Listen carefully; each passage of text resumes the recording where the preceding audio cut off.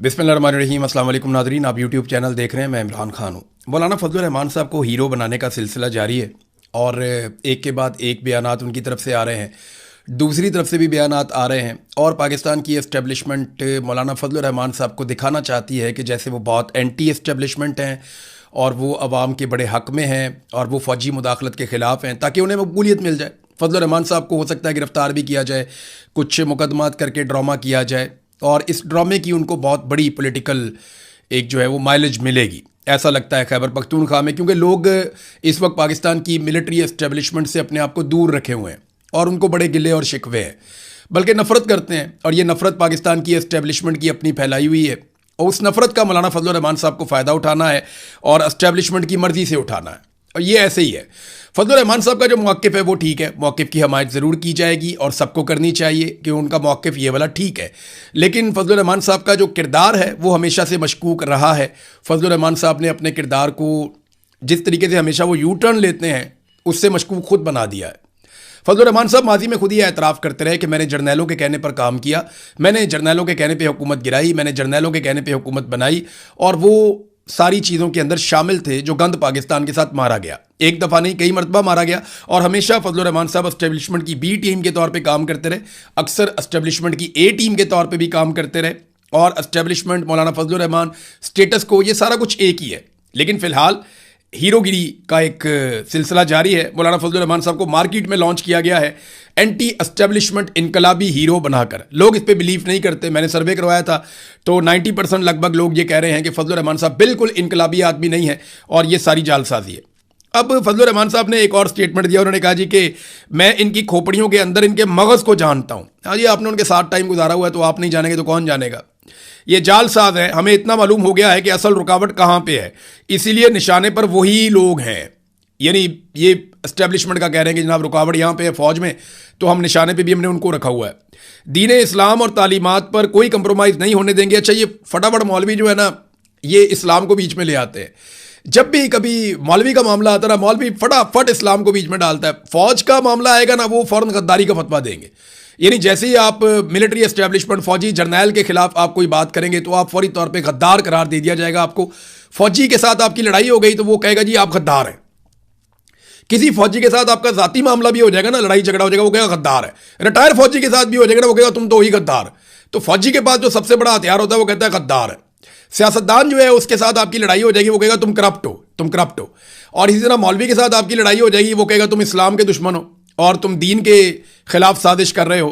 तो actually in सारे लोगों को पता है कि ये सारा कुछ जो खुद करते हैं ना वो दूसरे पे डाल देते हैं। ये साइकी है ना, ह्यूमन साइकी है। बहरहाल मौलाना साहब इस्लाम को बीच में ले आए। उन्होंने कहा हम जिंदा हों और हमारे सामने कुरानी उलूम को दफन किया जाए। कौन कर रहा है भाई दफन कुरानी उलूम को? थोड़ा अरसा पहले तो आप कह रहे थे फील्ड मार्शल आसिम मुनीर हाफ़िज़ कुरान है और आप उनकी तारीफें कर रहे थे। अब आप कह रहे हैं जी कुरानी उलूम को दफन कर रहे हैं, तो ये आप कैसे कह सकते हैं? दीनी मदारस को अवामी धारे में लाना चाहते हैं, बड़ी तनकीद वगैरह उन्होंने की। देखिए फजलुर रहमान साहब ने कई मरतबा ना, अब बिल्कुल उनके भाई ने एक दावा भी कर दिया। उनके भाई ने कहा जी कि जरूरत है तो मौलाना फजलुर रहमान साहब पे पर्चा दो ना पर्चा, देकर दिखाओ ना पर्चा। देखिए जो फजलुर रहमान ने स्टेटमेंट दिया ना, इसका आधे से आधा स्टेटमेंट अगर इमरान खान, बुशरा बीबी, अलीमा खानम या कोई और दे देता, या कोई ईमान मजारी जैसी पाकिस्तान की बेटी दे देती, या मारंग बलोच जैसी बलोचों की, पाकिस्तानियों की एक काबिल फ़ख्र बेटी इस तरह का कोई स्टेटमेंट दे देती, या यास्मीन राशिद साहिबा जो इस वक्त एक माँ की तरह दिखाई देती है पाकिस्तानियों को, या वो ऐसा कोई स्टेटमेंट दे देती, तो अब तक पर्चों पे पर्चे और गिरफ्तारियों पे गिरफ्तारियां हो जाती। लेकिन मौलाना फजलुर रहमान साहब के खिलाफ ये नहीं किया जा रहा। लेकिन डिमांड उनकी पार्टी की तरफ से आ रही है कि यार बात बन नहीं रही। हमने काफ़ी जोर लगाया है एंटी एस्टेब्लिशमेंट बयानिया बनाने का, लोग यकीन नहीं कर रहे, लिहाजा अब गिरफ्तारी करें, आप पर्चा दें। तो अब उनका भाई जो है वो चीख चीख के कह रहा है कि जरूरत है तो मौलाना फजलुर रहमान पे पर्चा दो ना पर्चा, देते क्यों नहीं है पर्चा दो। और उनका बेटा भी अलग से सख्त तकारीर कर रहा है, उनका भाई भी अलग से सख्त तकारीर कर रहा है।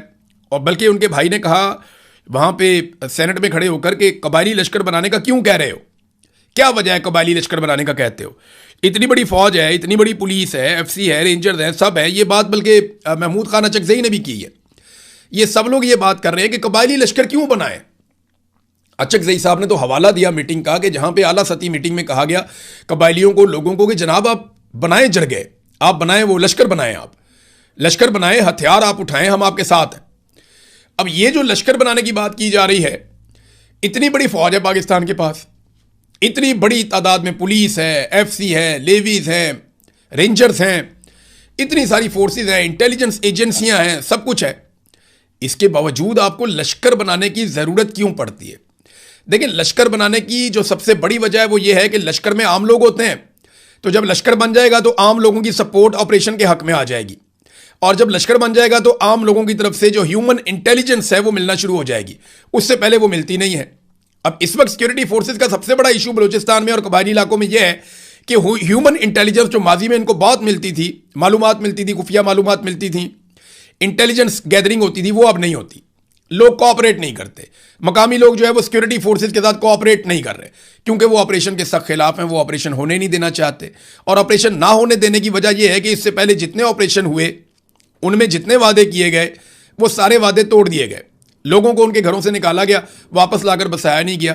लोगों के घर तोड़ दिए गए, कारोबार तबाह कर दिए गए, वापस उनकी मदद नहीं की गई। लोगों के साथ जितने भी वादे किए वो पूरे नहीं किए, बल्कि जो लोग लश्कर बना रहे थे वो लोग टारगेट किलिंग में बाद में मारे गए। लिहाजा अब लोग ऑपरेशन के खिलाफ हो चुके हैं। तो मौलाना फजलुर रहमान साहब के ऊपर तनकीद करने में सबसे आगे जो इस वक्त कमर बस्ता है एक मुजाहिद, वो ताहिर अशरफी है। ये प्रेस कॉन्फ्रेंस के महाज के ऊपर कमर बस्ता मुजाहिद है, और जो आगे वाली सफ़े हैं उनके अंदर ये इस वक्त जंग लड़ रहे हैं, जहाद कर रहे हैं ताहिर अशरफी साहब। और हर जगह प्रेस क्लब में जाते हैं, हर जगह पे